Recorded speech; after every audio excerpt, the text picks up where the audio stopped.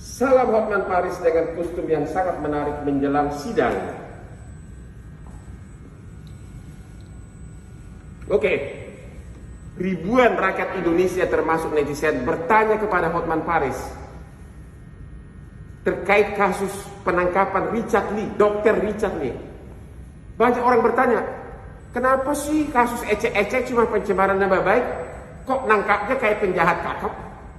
Kok nangkapnya kayak penjahat gembong besar? Jadi orang hanya tahu kasus pencemaran nama baik pasal 27 ayat 3 Undang-Undang ITE. Tapi berdasarkan informasi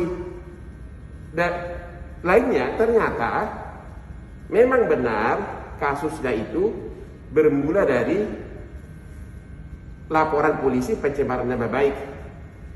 Pencemaran nama baik atas postingan-postingan di Instagram. Kemudian setelah dilapor pencemaran nama baik oleh penyidik akun Instagramnya dan Hotman Paris Hutapea, sahabat saya, abang saya. Beliau sudah statement di Instagramnya. Ini kasus yang menarik, memang menarik bang. Tapi yang abang kalau tidak tahu tanya saya. Jangan komentari dulu bang Hotman. Nanti rame urusannya. Saya pingin abang kalau mau komen tanya saya, tanya informasi. Jangan katanya. Kalau menarik, iya. Apakah ini dua kasus? Tunggu dulu. Beliau beranggapan ini dua kasus, sah-sah saja.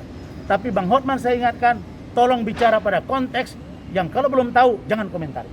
Ini bukan kasus yang menurut saya untuk layak dikomentari banyak pihak, karena ini kasus remeh-temeh. Bang Hotman, ini kasus remeh-temeh, saya yang tahu. Mau tanya,